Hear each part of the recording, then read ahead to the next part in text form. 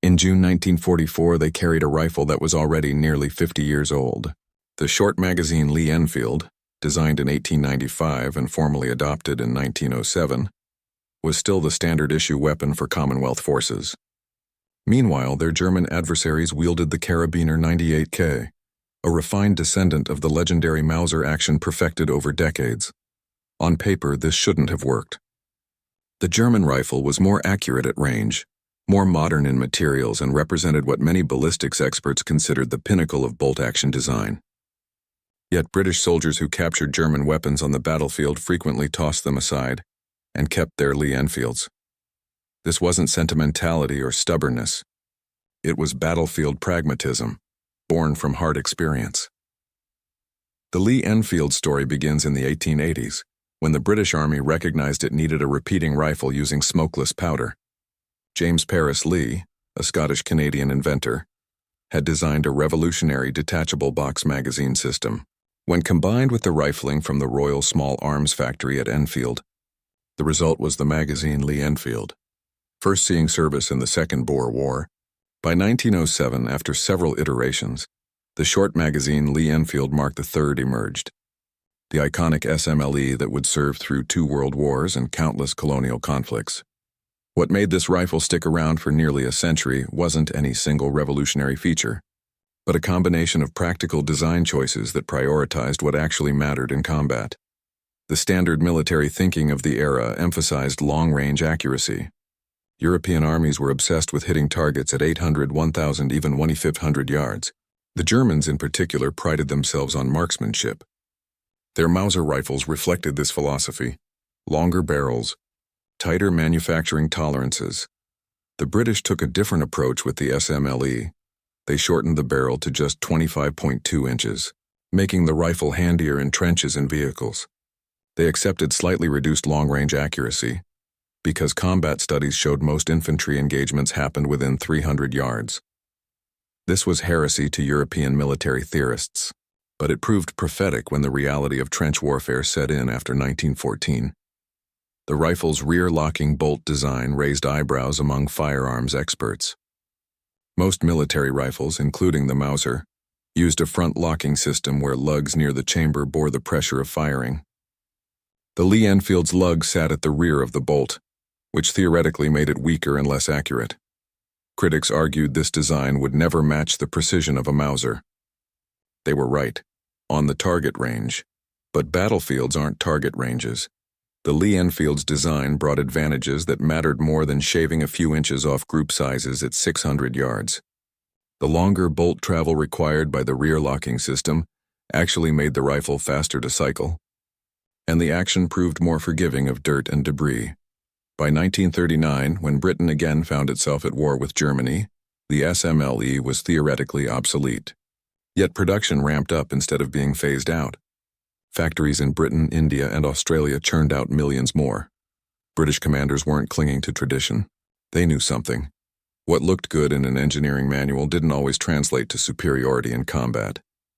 The British Army had a training standard that seemed impossible the first time recruits heard about it. Every soldier was expected to fire 15 aimed rounds per minute from the bolt-action Lee-Enfield. The truly skilled could push that to 30 rounds. This was called the Mad Minute, and it wasn't some peacetime showboating exercise. It was a fundamental tactical doctrine that would save the British Expeditionary Force in the opening months of World War I.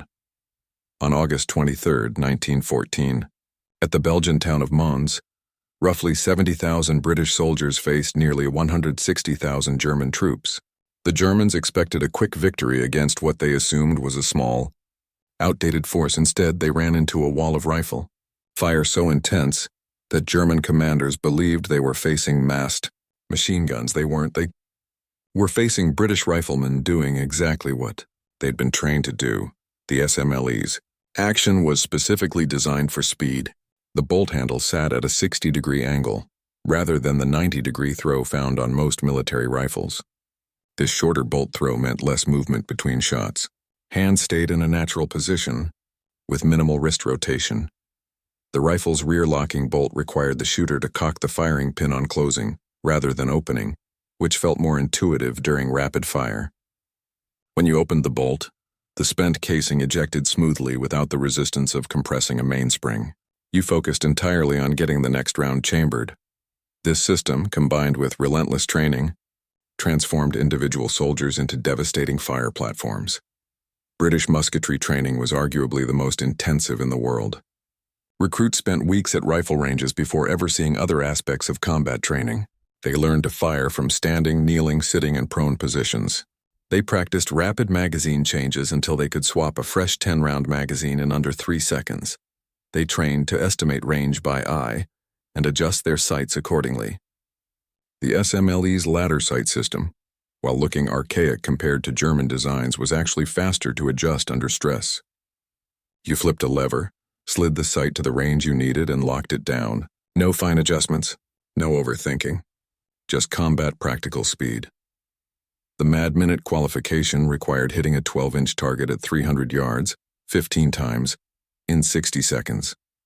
That meant you had to load a fresh magazine mid-drill while maintaining accuracy. Soldiers who managed 20 hits earned marksman status. The legendary Sergeant Instructor Snookall reportedly achieved 38 hits in 1 minute during a 1914 demonstration, though. This required an assistant feeding him loaded magazines. The point wasn't to break records. It was to ingrain muscle memory so deep that rapid, accurate fire became automatic under the stress and chaos of battle. At Mons, German troops advancing in formation were cut down at ranges where they couldn't effectively return fire. After-action reports describe entire German companies being stopped cold by what they genuinely believed was sustained machine gun fire from multiple positions. In reality, sections of 8 to 10 British riflemen were producing that volume of fire. German lieutenant captured later that week told interrogators he'd counted the rate of fire and estimated his unit was facing at least 20 machine guns. He couldn't comprehend that bolt-action rifles could generate such firepower. The British had just 4 machine guns per battalion at Mons. The rest was rifles, training, and the SMLE's rapid-fire capability, doing exactly what it was designed to do. Trench warfare was a gun designer's nightmare. Everything that looked elegant in a factory test facility became a liability on the Western Front. Rifles spent days and weeks exposed to rain, snow, and the unique corrosive mud of Flanders, a clay-heavy soup that worked its way into every crevice. Soldiers couldn't maintain their weapons like peacetime manuals suggested. There was no heated armory, no clean workspace, no luxury of proper cleaning supplies. You got what moisture you could shake off, maybe a rag if you were lucky, and whatever oil hadn't been used up weeks ago. In these conditions, the Lee-Enfield thrived. While more advanced rifles failed, the secret was in its looseness. British manufacturing tolerances were deliberately less precise than German standards. Parts had more play, more clearance between moving surfaces. To a precision-minded engineer, this looked like inferior craftsmanship. To a soldier in a trench, it meant the difference between a rifle that worked and one that became a club. When mud or ice got into the action, the Lee-Enfield's generous clearances let it cycle. The bolt might feel gritty and rough, but it still moved. The Mauser 98K, with its tighter tolerances and front-locking lugs positioned right where debris accumulated near the chamber, would bind and jam. German soldiers found themselves frantically trying to clear their actions while British troops kept firing. The on-closing mechanism provided another survival advantage. The mainspring only compressed when you closed the bolt. Opening it required less force. If your action started binding from dirt or corrosion, you could still muscle the bolt open to clear a jam or eject a stuck case. The Mauser's on-opening design meant you fought against mainspring pressure while trying to break loose fouled lugs. In freezing conditions, when metal contracted and any moisture became ice, this difference became critical. British troops in the winter of 1917 reported their rifles still functioning when German prisoners' weapons had frozen solid. The prisoners hadn't maintained their rifles any worse. They simply had less forgiving machines. Water resistance wasn't accidental. The SMLE's magazine design featured a cutoff that let you use the rifle as a single-shot weapon while keeping your magazine in reserve. More importantly, the magazine well had drainage. Water that got inside could flow out, rather than pooling around cartridges and causing corrosion or feeding malfunctions. The Mauser's internal magazine, fed from stripper clips, had no such drainage. Water that entered the action stayed there, mixing with gun oil and powder residue to form a corrosive paste. British armorers salvaging German weapons after major offensives noted that captured Mausers often had rust and corrosion in the magazine well. Even when the external metal looked fine, the rifle's wood furniture contributed to reliability in ways that seemed counterintuitive. The SMLE stock was made from walnut, usually Indian walnut, which was relatively soft and absorbed impact without cracking. When soldiers used their rifles as hammering tools to drive trench stakes, open ammunition crates, or break ice, the Lee-Enfield stock survived abuse that would shatter the harder beechwood commonly used in Mauser stocks. A cracked stock wasn't just cosmetic damage. It affected accuracy and, if severe enough, could make the rifle dangerous to fire. British ordnance reports from the Somme offensive noted that Lee-Enfield's return for repair had far fewer catastrophic stock failures than captured German rifles, subjected to similar use. The Mauser 98 action is often called the most successful bolt-action rifle design in history, and for good reason. Paul Mauser's 1898 design became the template dozens of countries copied or adapted. Its controlled feed extractor gripped the cartridge rim as soon as the round left the magazine, guiding it smoothly into the chamber. The dual front-locking lugs positioned right at the chamber gave maximum support where pressures peaked during firing. The three-position safety allowed the bolt to be opened with the safety engaged for unloading. On paper and on the range, the Mauser represented the pinnacle of bolt-action engineering. German soldiers were trained to be marksmen, and their weapon reflected that emphasis on precision.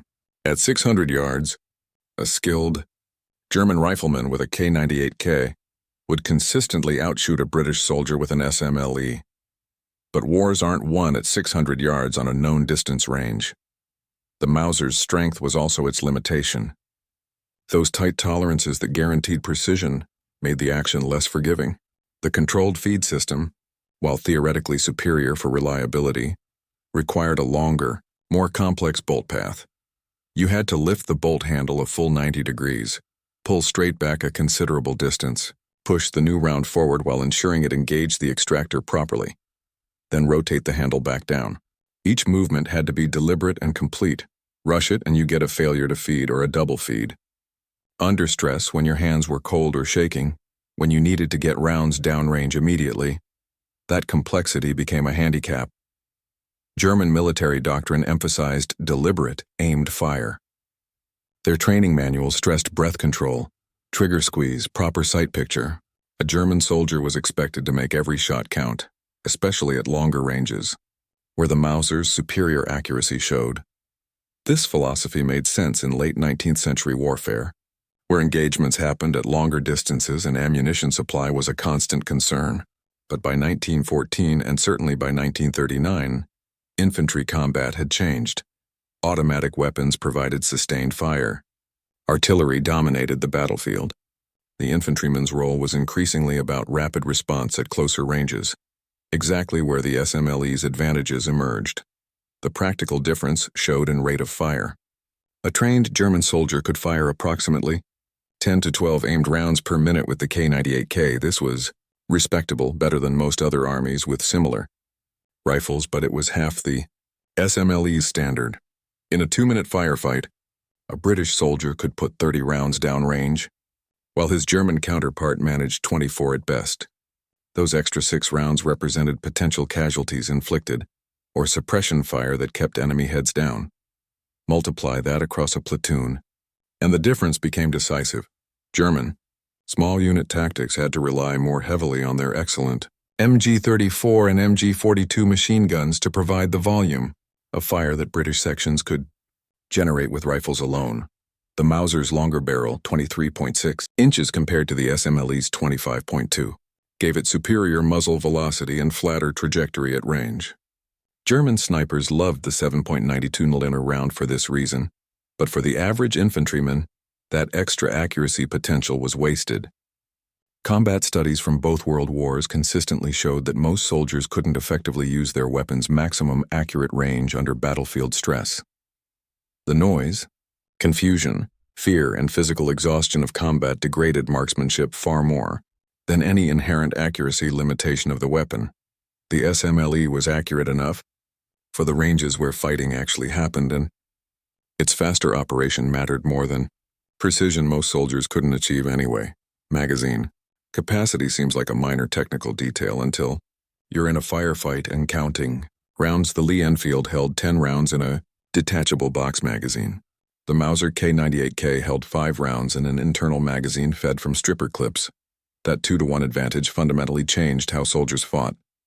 When a British section opened fire, they could sustain that fire twice as long before needing to reload. When they did reload, swapping magazines took roughly 3 seconds with a practiced motion. Drop the empty, insert a fresh one, chamber a round. A German soldier reloading his Mauser had to open the bolt, position a 5-round stripper clip, push the cartridges down with thumb pressure, extract the empty clip, then chamber the first round. Even a well-trained soldier needed 6 to 8 seconds, and that's assuming the clip fed smoothly. The mathematics of small unit combat made this capacity difference. Multiply across an engagement. A standard British infantry section had 10 men. In a sustained firefight with all rifles firing, that section could deliver 100 rounds before anyone needed to reload. A comparable German squad of 10 could deliver only 50. If the engagement lasted 2 minutes, and both sides maintained their trained rates of fire, the British section put roughly 300 rounds downrange, while the German squad managed around 200 to 240. This wasn't just about ammunition expenditure. It was about maintaining continuous fire. While German soldiers were reloading, British soldiers were still shooting. That sustained pressure kept enemy troops suppressed, prevented maneuvering, and created opportunities for flanking or advancing. The detachable magazine system gave British soldiers tactical flexibility that internal magazines couldn't match. You could carry loaded magazines in pouches, ready for instant use. Standard British battle order included 2 pouches holding 5 10-round magazines each, 50 rounds in easily accessible magazines, plus another 50 loose rounds in bandoliers for refilling during lulls. This meant a soldier could fire 50 aimed rounds in under 4 minutes without fumbling with loose cartridges.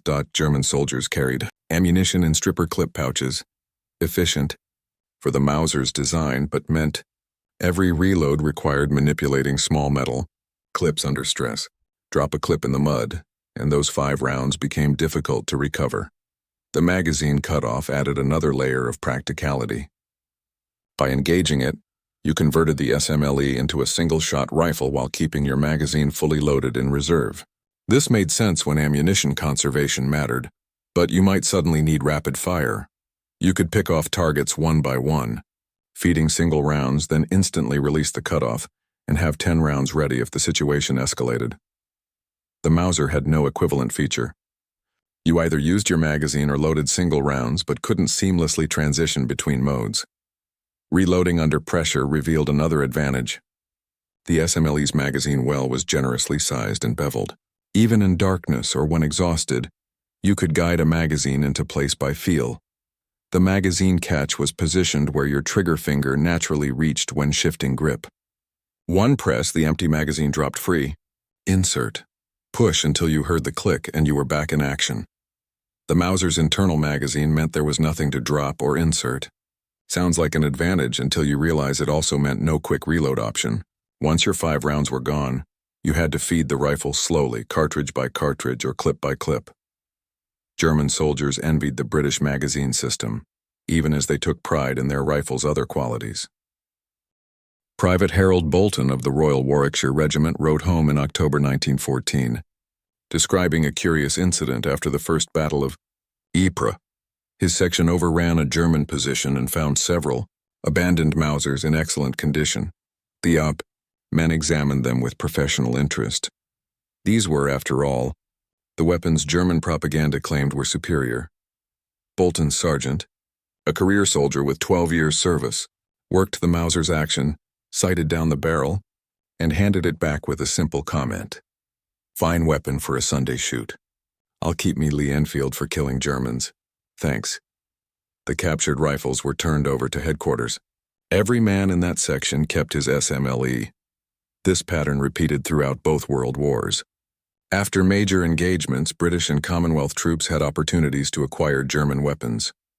Some kept them as souvenirs. Some used captured ammunition when supplies ran low.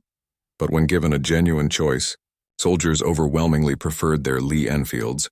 Corporal Jack Thomas, who fought in North Africa with the 8th Army, kept a diary that survived the war. In January 1943, after fighting around the Mareth line, he described his platoon stripping a German supply dump. They took ammunition, food, even a few MP-40 submachine guns, but the captured K98K rifles were left behind.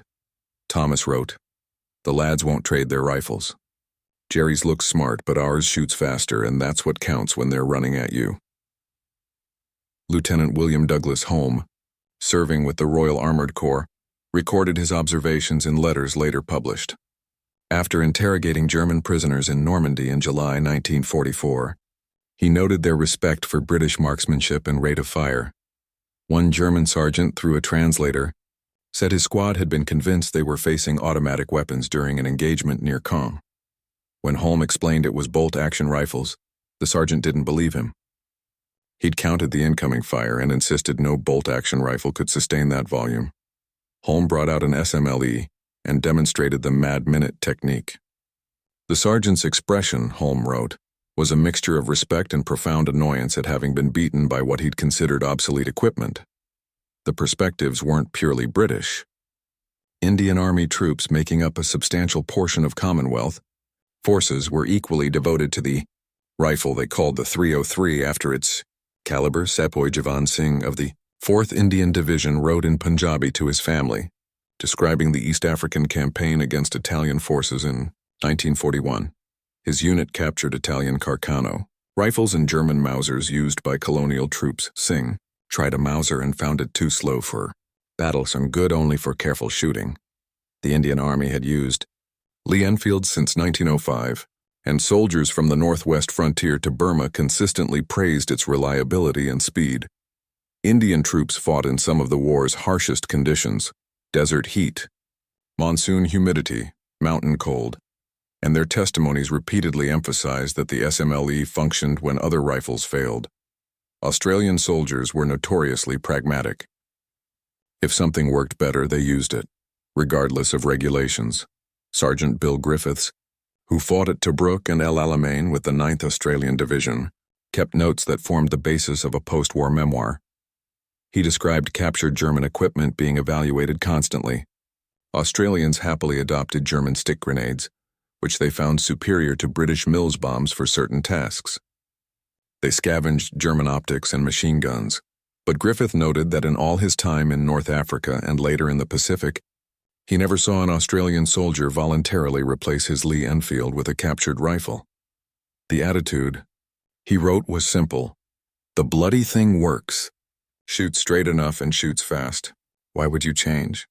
The North African desert tested weapons in ways European battlefields never could. Sand worked into every mechanism with the persistence of water. Temperature swings, from freezing nights to 120-degree days, expanded and contracted metal parts. Coastal moisture combined with sand to create an abrasive paste that could wear down moving parts in weeks. British forces in Libya, Egypt, and Tunisia from 1940 to 1943 found the SMLE handled these conditions better than virtually any other rifle in theater. German troops respected the Mauser's precision, but their field manuals included extensive sections on desert maintenance, special procedures to keep the K98K functioning. British manuals simply said, "Shake out the sand and keep firing." The loose tolerances engineers criticized became salvation in the desert. Sand that would jam a Mauser's tighter actions simply fell through the Lee-Enfield's more generous clearances. Australian and New Zealand troops at Tobruk fought through sandstorms that reduced visibility to arm's length. When the sand cleared, their rifles still worked. Italian Carcano rifles frequently seized after sandstorms, requiring full disassembly. Even the Mauser needed significant cleaning before reliable function returned. British ordnance reports from the siege of Tobruk noted Lee-Enfields came back for repair, with sand literally caked inside the action, yet most still functioned well enough for combat. One report from August 1941 documented a rifle that had fired over 200 rounds during a 3-day engagement without cleaning and was still operational when inspected. Burma, and the Pacific brought opposite extremes. Torrential monsoon rains, jungle humidity that kept metal perpetually damp, and mud that made Flanders look dry by comparison. The British 14th Army, fighting in Burma from 1942 to 1945, operated where metal rusted overnight and wooden stock swelled from moisture. Japanese Arisaka rifles, well-designed weapons, suffered from humidity affecting their chrome-lined bores and causing feeding issues. The SMLE's unlined bore required more frequent cleaning, but proved less prone to pitting and corrosion when plating failed. The walnut stocks absorbed moisture without the dramatic swelling seen in denser woods. British troops in the Arakan and along the Chindwin River often went weeks without proper maintenance. Sergeant Charles Carfrey of the Border Regiment described his rifle after 3 weeks of jungle operations in early 1944. The metal was spotted with surface rust. The stock had turned nearly black from moisture and handling. The barrel was fouled from hundreds of rounds without cleaning. Yet, when his unit engaged Japanese positions at the Naktong Pass, the rifle functioned perfectly. Carfrey wrote that he'd seen captured Japanese rifles in far better cosmetic condition that wouldn't cycle reliably because moisture had affected their tighter actions. The Arctic presented yet another test. British and Canadian forces in Norway in 1940 and later Allied troops in Northern Europe during the winter of 1944-45 faced temperatures below 0 Fahrenheit. Lubricants thickened into gel. Metal contracted. Moisture froze instantly. The German solution: minimal lubrication and special cold weather oils, supplies not always available. The British solution was simpler: remove all oil from the Lee-Enfield's action and run it dry. The rifle's design allowed it to function without lubrication in extreme cold. Canadian troops in the Scheldt Estuary in November 1944 reported their Lee-Enfields functioning reliably in sleet and freezing rain, while German prisoners' rifles were frozen and inoperable. The on-closing action required less force to open the bolt, critical when metal contracted and every movement took extra effort. The Lee-Enfield service life tells a story that contradicts conventional wisdom about military technology. The rifle entered British service in 1895 as the Magazine Lee-Enfield, evolved into the SMLE in 1907, and remained the standard infantry weapon through World War. But its story didn't end in 1945. India continued manufacturing Lee-Enfields until the 1980s. The rifle saw combat in Korea, Malaya, Kenya, Suez, and the Falklands. Canadian Rangers in the Arctic still used the number 4 MKI variant until 2015, 120 years after the design first appeared. No other military bolt-action rifle approaches this service record. The Mauser 98K, despite its technical excellence, was replaced within years of Germany's defeat. The American Springfield 1903, the Japanese Arisaka, the Soviet Mosin Nagant, all phased out within a generation. Only the Lee-Enfield persisted. This longevity wasn't nostalgia or bureaucratic inertia. It was recognition that the rifle got the fundamentals right. Priorities that mattered more than specifications: sustained rapid fire, reliability under adverse conditions, simplicity under stress. The British hadn't set out to build the most accurate or precisely manufactured rifle. They built one optimized for what infantry combat actually required. The SMLE represented a philosophy: effectiveness in the field trumps excellence on paper. Modern military small arms development has repeatedly relearned the Lee-Enfield's lessons. The M16's early failures in Vietnam came partly from tight tolerances that made it jam in jungle conditions, the same problem that plagued the Mauser in mud and sand. The solution? Looser tolerances and chrome lining, essentially applying principles the SMLE had embodied since 1907.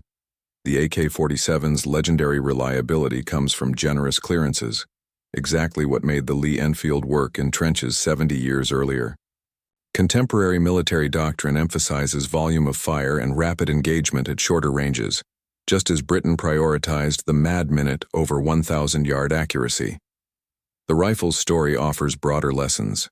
Advanced engineering doesn't automatically mean battlefield superiority.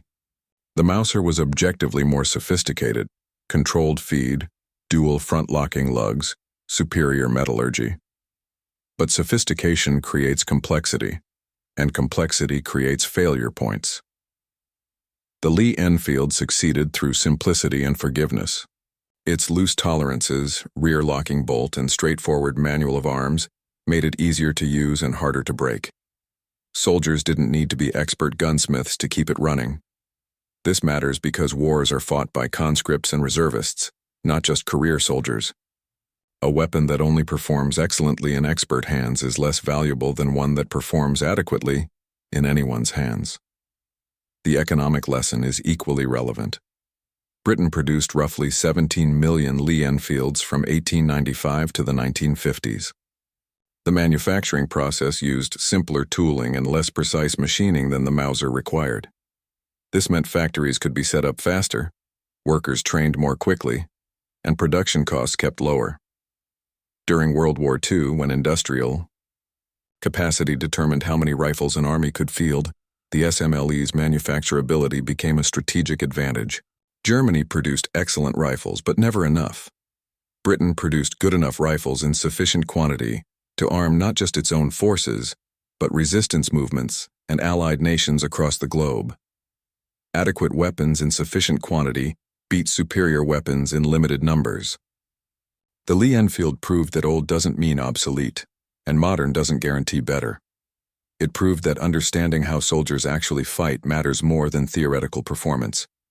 Most importantly, it proved that the best weapon isn't the one that wins design competitions. It's the one that keeps working when everything else has failed. The one soldiers trust with their lives. The one that gets them home alive. The British Tommy's preference for his outdated rifle over German modern weapons wasn't stubbornness. It was wisdom.